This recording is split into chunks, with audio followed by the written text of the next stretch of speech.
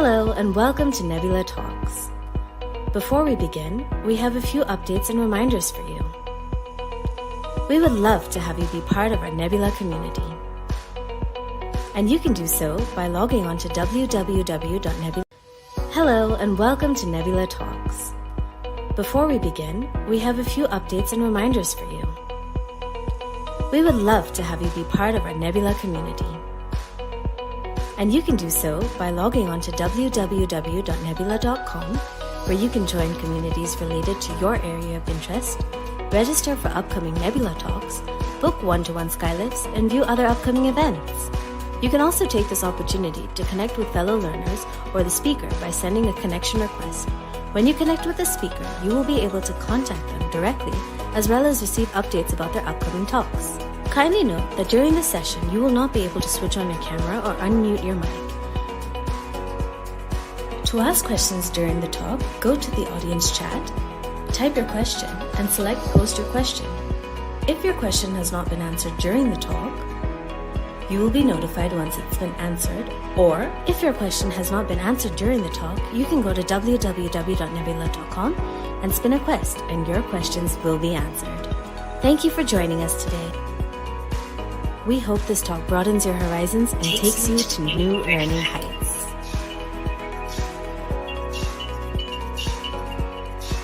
Hi all, I'm Samannita Srinivas, community content creator, a proud terraformer as we call ourselves at Nbyula. So we are an edtech firm reaching out to people who want to go abroad for their higher studies or stay. Nbyula is a community that helps aspirants eliminate their fear of staying in an unknown land while studying or working. To help them shape their future in an aesthetic way without any glitches, we have created a platform that could help people wondering about. There are expats who push their boundaries, and we have built a powerful podium to join people and technology that come together as one to wave the wand in creating magic for people. We are believers in smooth expeditions and would definitely eliminate the barricades that would keep people away from reaching their target destination. So we here today doing one of the many things that will help people. That's nothing but our Nbyula Talks. So we have been doing this for quite some time now, keeping in mind that it will provide insights to people that want knowledge about abroad studies, work, and life. Here today, we'll be discussing about the life of a scholar at the Queen Mary University of London. Let's get to know everything about the university, the perks, the courses, and some facts about the university. But before that, let's welcome Ms. Saroj Chaudhary, our guest speaker for today on our platform, who's a Chevening Scholar and is currently pursuing her master's in London. Welcome, Saroj. Thank you, Samannita. Hi. We are really glad to have you as our guest for today's talk. So how do you feel about being here with us today? Oh, it's been a pleasure. Thank you for inviting me, and I'm happy to share my thoughts and answer participants' queries so that they can also follow the path and come to the UK and study in the best universities in the world. That's really great to hear, Saroj. So let's all welcome the attendees who are attending the talk today.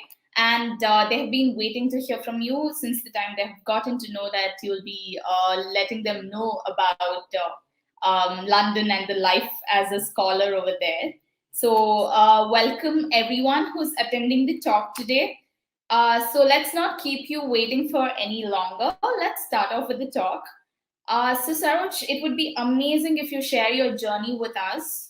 Let us know where you studied and what inspired you to do your master's away. My graduation was in food and nutrition from Delhi University. Then I pursued master's in social work with specialization public health from Tata Institute of Social Sciences, Mumbai campus. While studying, I was in a habit of doing a lot of internships related to my field to understand which one is the best for me, where I can pursue a full-time career. So definitely I was sure that a complete 9-to-5 job is not for me. So I started looking for opportunities which also gives me a desk job and a field job to be rooted and understand the community problems and design the possible solutions. After this, I have worked for 4 years in various sectors in public health domain, but with the state bureaucracy, with non-profit organizations, with private sector consultancy firms.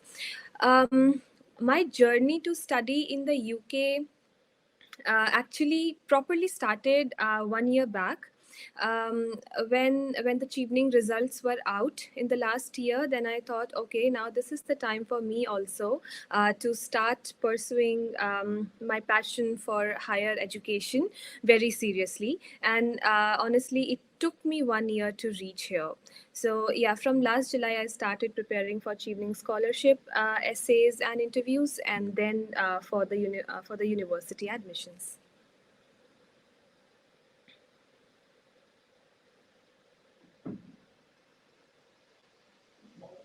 Okay, that's nice. So let us know about your study routine. How was it, and how tough was it, or was it easy? Let us know about your study routine. Study routine for the Chevening.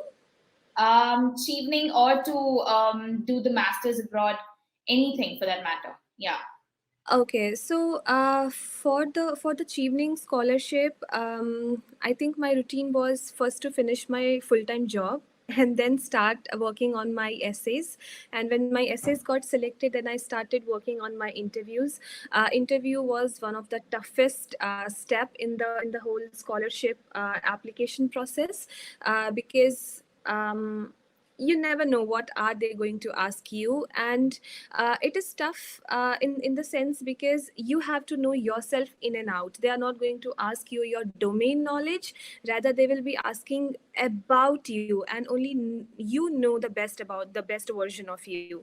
So putting your best version on paper and in your speech was the toughest part, I must say that. But after coming here, when I heard that I have been awarded with the scholarship, that was the best feeling ever.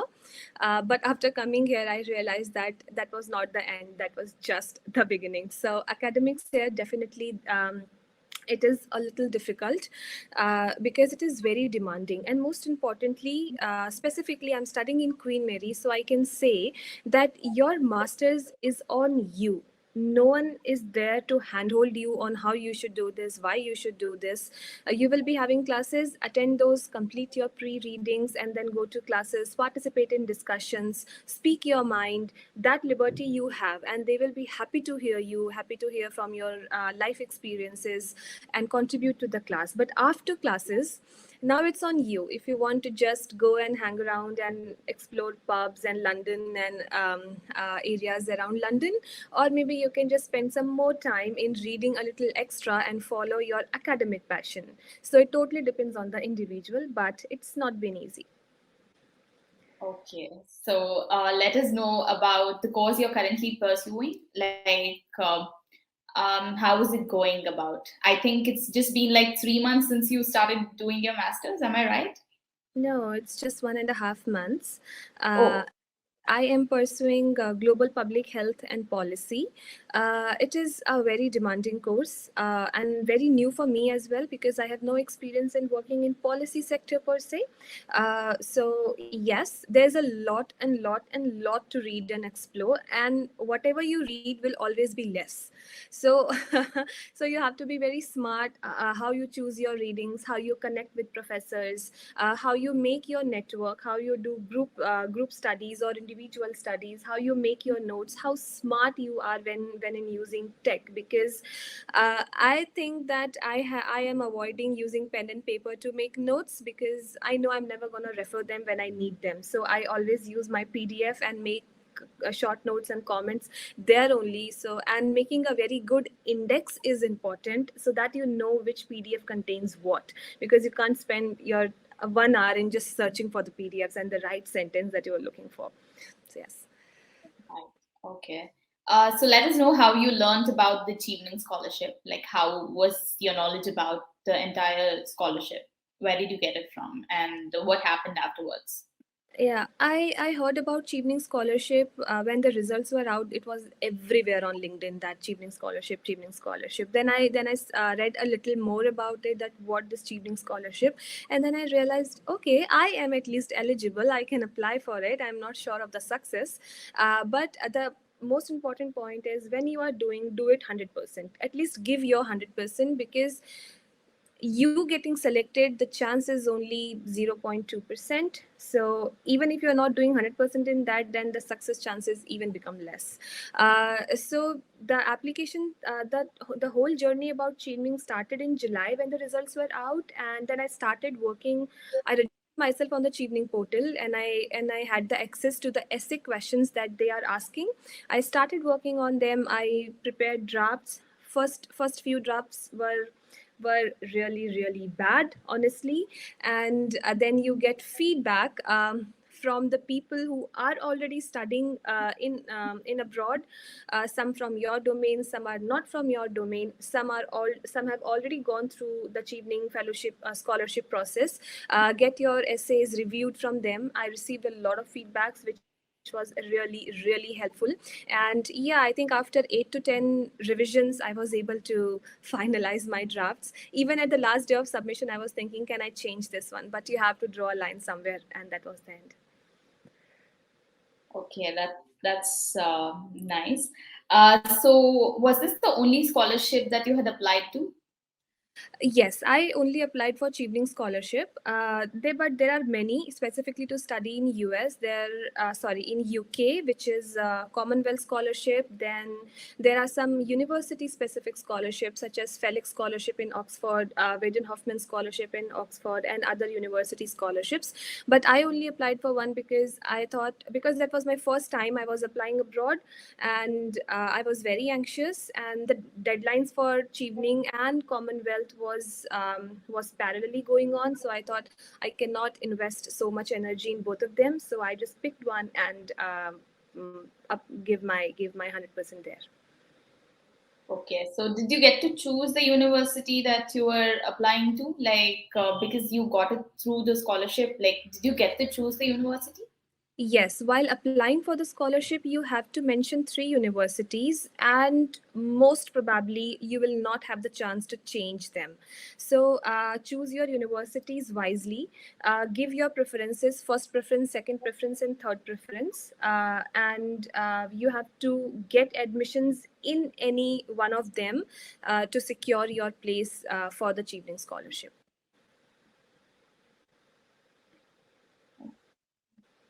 Okay, so that's English. So let us know about your university. I want to know like more about the Queen Mary University. I'm pretty sure everyone is excited to know about the university since they'll be trying to apply to that. Queen Mary, I think, is a very amazing university. Definitely, they have very good academic environment, but they also have a lot of extracurricular activities. I mean, there are just so many that you can't decide which one is the best for you. So if you have time, go and try exploring each one of them. The best part about Queen Mary is that they give you a lot of time for self study. So that's the best part, because a lot of other universities in UK, you have classes from 9 to 5 most of the days, but in Queen Mary it's not the case. At least for my course, it's not the case. I have a lot of time. I have my classes 2 days a week, and rest of the week is for me, so that I can study, enjoy the library. Oh my god, they have amazing library. Specifically in the Whitechapel campus, the library is so amazing. Seems like the queen was living there. It is amazing. The architecture is just so beautiful. And Queen Mary has multiple campus. The Mile End one is the main campus, where you will find all the administrative buildings. The Whitechapel campus is for anyone who is thinking of pursuing related to medicine and dentistry, or public health, or mental health. Then they have a separate law campus, which is in the central London. So yeah, I mean it's amazing. The more you explore, the more you will be amazed about Queen Mary. That's beautiful, actually. Whenever I listen something about architecture, it just gets so fascinating. So let's continue. And can you let us know more about the courses that are available in the university? Queen Mary provides hundreds of courses, and even in every specialization for health or for finance, for accounts, for law, there are multiple courses. The important thing is you have to be very mindful and clear what you are choosing and why you are choosing. Uh, Go through the course specifics in very detail. The important point here is do your due diligence. No one will be going to help you in choosing your courses, so it's better that you do your due diligence. Once you are sure that this is the course for you, then you get in touch with an alumni or a current student pursuing the same course, and then get the insider's perspective from them. That is the course really that good? What more can be done? How this course is unique, because I'm sure the same course will be provided by 50 other universities in the UK, but you have to be very mindful why Queen Mary and why this course. So a lot of information, actually everything is available on the Queen Mary website, but please take your time, make notes of that, what you want to do, why you want to do, and why this university. That will help you. Okay, so since you're talking about Queen Mary, did you like actually do your research based on the university, and what was so special about this particular university that you chose this? Yeah, actually, I made an Excel sheet of the courses in which I was interested, which is of course public health, and all over UK there are more than 50 universities providing public health and related specializations, including health promotion, global health and policy, and so on. So I made my sheet and I did my due diligence in the sense that what is the course, who are the professors, what are the core modules, what are the elective modules, then what are the other requirements for the course, which is your English test, or your previous academic experience or professional experience, because every university has their own criteria. There is no set rule for admissions in the UK. Then also what more the university is providing, in sense if you want to be an entrepreneur, or if you are a woman and interested in women empowerment but also want to pursue finance, so is there any relevant club which provides there, how well their career hub is or their enterprise hub is. So you have to be basically dig in the university. Okay, don't leave any stone unturned, and then get in touch with the alumni so that you even know the deeper aspect of it. And I'm sure after doing the 50-20 universities search, which will take you at least 2 weeks, and then shortlist among them which are your first two, middle two, and the last two. Don't apply for more than 6 colleges. It is not worth it. I chose Queen Mary because the course I wanted to study, which is relationship between health and policy, this university was providing me that. The professors are really experienced. I mean, they have worked in like over 50 countries, and that's what I wanted, so that I can go and talk to them and basically understand the world. So which is why I chose this university over LSHTM or any other university which I got through. That's right. Okay, so we all know that people in UK or London have a really different accent. So was it ever difficult for you to make conversations or even understand the language? I think people here speaks really slow and softly, so that's not a problem. I think we Indians speak English very fast, so it becomes difficult for us. I mean, for them to understand our accent, but I don't think it was difficult for me. And I am not into Hollywood movies or English movies, so even I don't have that accent. But when I came here, I just came open hearted. I'll welcome whatever I will get. And UK is a culturally diverse country. There are not just Britishers, there are people from China, from the countries which you even may not even have heard of. Okay, so don't think that only British accent is there. You will find various accents, and you will be amazed to see, oh my god, do you even pronounce this word like this also? So yes, it is amazing. But people are very sweet. You can always ask them if you don't understand, or ask them for an alternative word that what does that mean. People are happy to help. That's very nice to hear, actually. So, let us know what were the documents that you submitted during the entire process, like while made me to apply to the master's program. So let us know about the documents that you submitted, and tell us more about the statement of purpose or the motivation letter and all of that. Yeah. Documents are very specific. You have to submit your transcripts and degrees of your previous education, both your bachelor's and master's if you have already done. They are not asking for your 10th and 12th grade mark sheets, so don't bother yourself submitting that. But even if you have submitted it, it's not going to harm you. You have to submit. I mean, if you're going for a research specific course, they may even ask you for some writings that have been done by you, your CV. Please make it very nice.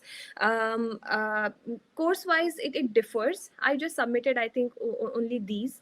Then most importantly is your statement of purpose. I'll be talking very shortly about statement of purpose, but in the coming sessions, do register on specifically on SOP sessions so that I can take you through the details and nuances. SOP should tell your story in 600 words. I think for Queen Mary it was 600 words. Where are you from? What do you want to do? What you have done and why you have done, and moving forward, why you want to do what is in your mind. So that's the link that you have to make. You have to connect the dots. I mean, I'm sure whatever you are doing in your life has a purpose, has a meaning. So you just have to connect that meaning. Why I want to pursue this course, and moving forward, please make realistic goal plans. Do not say I'll be the president or the prime minister of India after 1 year. That's not possible.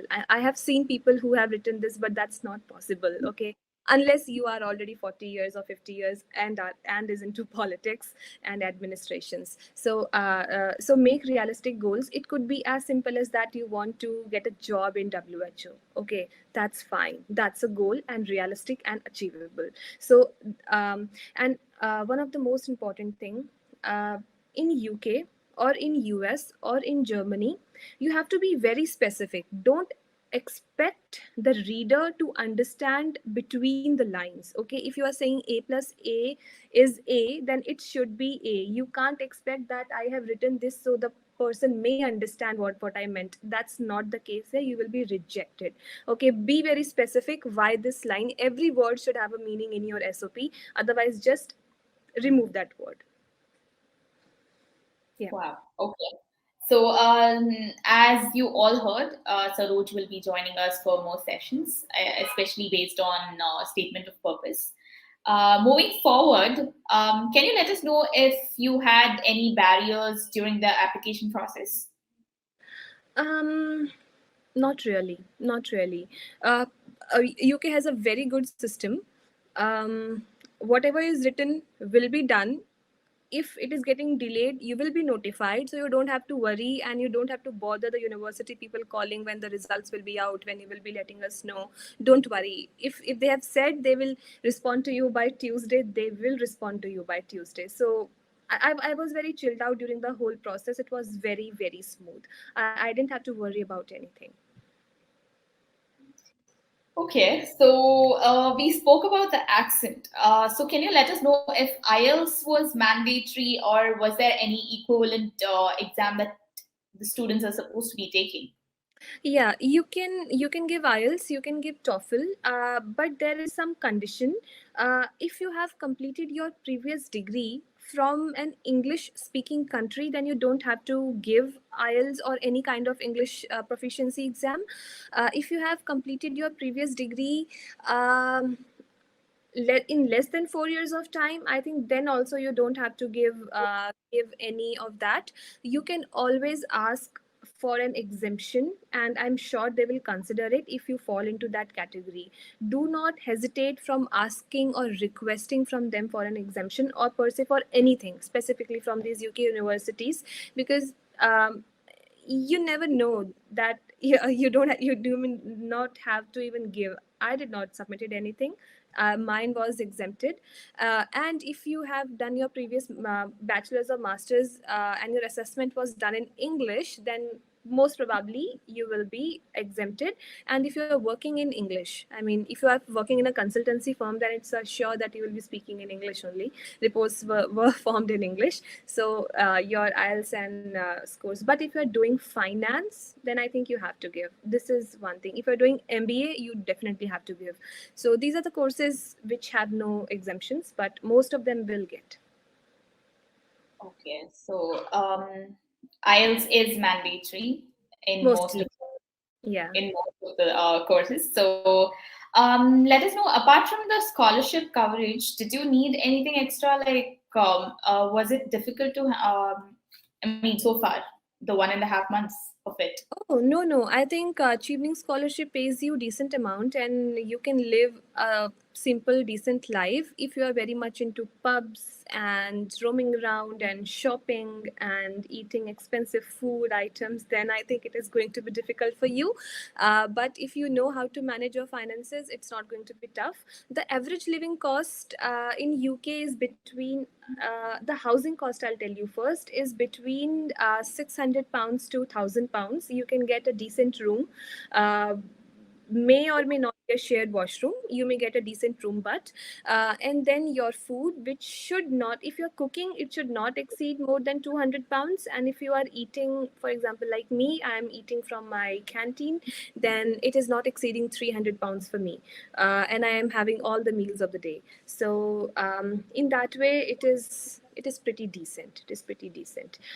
Plus they have like thousands of apps. I'm not sure if you will have even that space in your phone, but they have thousands of apps where you can where you can get free lunch, free dinner, free pastas, and free breads and spreadings and everything. I mean, most of the things are free if you're smart enough to figure out how you have to get it. So yes, do it. And don't hesitate. You are a student in a foreign country. You deserve everything free available for you. Okay, but just keep your eyes and ears open so that you know what is happening around you, and just grab it. Okay, Saroj, thank you so much. So, can you let us know about your life in London? Has it been challenging to stay away from home? I think for the very first day, I was very upset.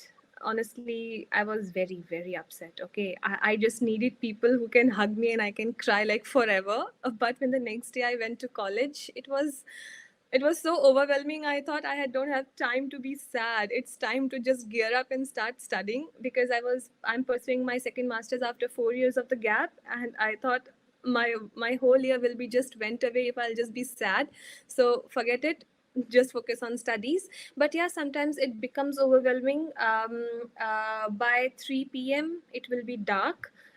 From December, it will be gloomy sometimes. So please do make friends from India or from your home countries, or from like anywhere in the world. Please do make friends. Involve yourself into some extracurricular activities. I love swimming, so I have joined swimming, which is very expensive, but I know that will help me to overcome the seasonal depression, which is often here. So do anything, whatever you like. You're cycling or gymming or anything, but please do it. Or if you are a very creative person, join some painting classes, host exhibitions. Even Queen Mary gives you the liberty that if you are into painting or like into anything, you can create your own group, a formal group, register it with the university, invite students, do the painting, make the exhibitions. I mean, there is no limit to the opportunity in Queen Mary or in the UK universities. Please do it. Don't sit into your room if you're feeling sad. Please get out of your room. Okay, go for a run, go for a coffee, go on a date with yourself. But please go. Don't sit. Otherwise, you will end up crying. Okay, guys, I hope like you're understanding what she's trying to tell. Just go out and have some fun when you're abroad and doing your masters. Okay, guys. So these were the questions from my side to Saroj. So now she will answer a few questions from the audience chat section. So shoot, guys, just go ahead, ask her questions like anything related to anything. Yeah. Saroj, you can go to the audience chat section and start reading the questions and answering them. Yeah, I can see a lot of them. Okay. What is the Chevening essay? How to write a Chevening essay? Once you will register, Hitesh, yourself on the portal. Portal will be up, I think, by June or July. Then, when you will enter into it, you have to write 4 essays. First one is on leadership, about your qualities. The second one is on networking. The third one is on why these 3 universities you are choosing, and the fourth one is on your career goals. Very simple to answer, but very technical, very difficult. Technical not in sense you have to put your domain knowledge, but you have to write about yourself. That is why it becomes technical, to put the best words about you. But don't worry, in the coming months, from March onwards, we will be doing specific sessions on all the 4 evening essays, and then how to prep for the interviews and everything. For the interviews, I prepared a list of almost 90 possible questions. I mean, I was sure that they cannot ask me beyond this, and they did not. Okay, because it was already so vast that even included the question what I will do on my weekends. Okay, so do everything possible in your hands to get it. But we will be hosting a session, so stay tuned and register whenever the talk is up. Okay. How to shortlist courses and universities? You can shortlist your courses and universities with your interest specific areas. If you are interested in public health, then shortlist courses like that. If you are interested in finance or law, I mean, even in music, composing, or dancing, or painting, or jewelry designing. I mean, you just name the domain you're interested, and you will find at least 10 universities providing that course. Okay, so but please spend some time, like literally very decent time, on finding out the universities and the courses they are providing, and also look into the professors. How experienced the professors are. I'm sure that you do not want to study from a junior professor, I would say, when you are spending so much money and coming to the UK. So I wanted to study from like very, very experienced professors who has experience of more than 25 years. I got it, thankfully. Yeah. What are the cost of studying in other than tuition fees? If your For example, if your tuition fees is 25 lakhs in Indian currency, then I think your living cost for an year will be approximately around that only, not less than 20. So if you don't have savings, it is going to be difficult. But the good part is you can go for scholarships. The scholarships are there for you. How do Indian students manage food in UK? Oh, there are multiple Indian stores. You can buy whatever you want. Okay, but if you are a Maggie fan, then you will be a little disappointed, because the Maggie masala doesn't taste like Maggie masala. So bring your Maggie stock if you are a Maggie fan. Rest of the things you can find. Don't worry about it. You have Amazon here. They have free delivery within a day, so don't worry. You can cook. They have amazing fruits, amazing vegetables. I am just literally delighted here. What was the study transition from an Indian education system to the UK education system like? I would say shocking, because in Indian education system, we are being so much used to hand holding. This is going to be the next step. This is going to be the next step. But I think in UK education, it's on you. Explore, go to the professors. They are there. They are welcoming. They want you to come to them and ask questions. But as an Indian, at least when I was a student in TIS or in DU, I was a very introvert student. But when I came here, I think all my introvertness just went away in one day when I realized this is going to be difficult. So you have to be at the top of your game. Otherwise, you will end up being the same, that I wasted my money or I did not make the best out of it. Um, One of the important thing here is you also get a time to do a part-time job. Okay, so please go it. I was very fascinated when I was in my undergraduation. I always wanted to work in a McDonald's. although I'm not working here in McDonald's, but when I see people that they are doing this, I think it's amazing. Even that needs a courage. So please go ahead. I'm looking for opportunities, not for the money, but for the experience in some research positions, which is why I'm waiting. But I think you should do it if you get a chance. Do networking. UK provides a space for networking. Okay. Uh, Meet people, just go and meet people, say hi to them, okay, go on a coffee with them. That's amazing, and they will be like your lifelong friends, so don't miss that opportunity.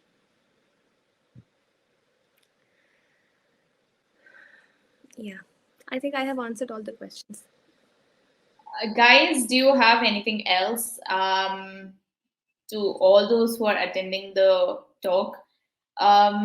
We'll be winding up in a while, so if you have any other queries, I think since Saroj is already there and she's been talking about a lot of things from London and about London and the university, I would like to know from my perspective, like, what are the fun things you do during the weekends and anything for that matter? I'm pretty sure the audience would be interested in getting to know about it. Okay, so the Christmas is around the corner, and whole of the London is getting into that feel. So I mostly go on walks to different street, Oxford Street, Covent Garden, Hyde Park, and etc. etc. And it has all the lightings up. So I go and just enjoy the beauty. Last weekend I went to Oxford. It's an amazing city. It was amazing. It was literally amazing.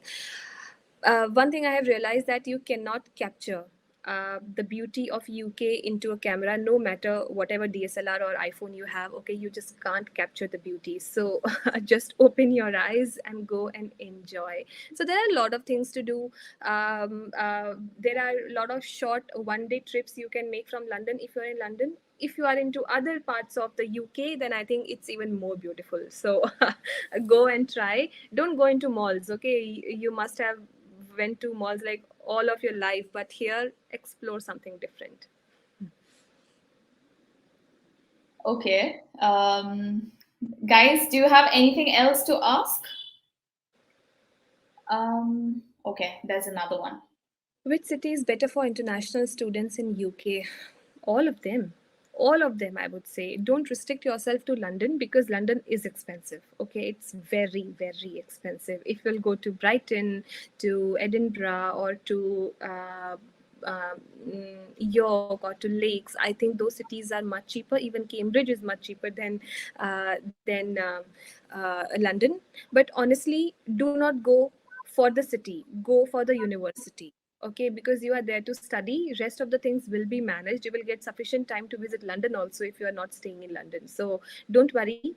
Pick your university as per the course, as per the program, not as per the city. Okay. Yes. Anything else, guys? Okay, so let's wind up the session then. Anyways, it was great having you with us today, Saroj. Would love to stay in touch. Okay, guys, there's a bonus here to all the viewers. Saroj will be engaging with us for more of the Nebula talks. Like once the applications are open for the Chevening Scholarship, she'll be joining us for more talks and giving personal guidance on the platform as well. So do stay tuned for the same. You will get to know everything in detail, like how she put out everything today. She'll be letting you know about the Chevening Scholarship process and everything is supposed to be spoken about it.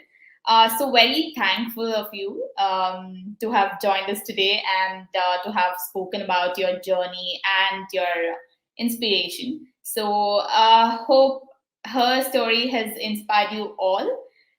So we'll be hosting another scholar tomorrow at the same time. Joining with us will be Mr. Mustafa Shahid, an Lux scholar, doing his space studies from ISU France. I think it's quite exciting. So what are you waiting for? Book your seats now. So we'll see you all tomorrow. Saroj, up to you. Like, how do you feel about the entire session, and how excited are you to join further talks? I think it was amazing, and thank you for asking very relevant questions because these were the questions which were also in my mind when I was thinking of applying abroad. So, yes, please do ask. Unless you ask, you don't have to prove yourself a fool when you are already there and then you realize I should have asked earlier. Okay, so I have asked a lot of dumb questions. Okay, but that that has really helped me. Asking questions is the key to survive in a foreign country. Okay, so please do ask questions. Yes, we will be connecting soon on a lot of topics on how to write an SOP, how to prepare for the interviews, how to on all the 4 evening essays. Different sessions will be covering a lot of detailed information. I may also be presenting my essays so that you get a hang of how to write it. Okay, so yeah, we will be doing, and if you even need a session on a resume, we can do that. But all of that is secondary. The first part is please search your course and universities in the due time. Okay, because after that you won't be having that time. So use this time, this window, to find your courses. Okay, thank you so much, Saroj. So since you all know, she'll be available for personal guidance as well. So we'll be putting out all of the information on Nbyula.com. We'll be also listing the skylifts and the one-on-one personal guidance sessions with her. So stay tuned, guys. Until next time, see you tomorrow. Thank you all. Thank you, Saroj. Thank you. Bye. Have a good day. Bye-bye. All of you too. Bye.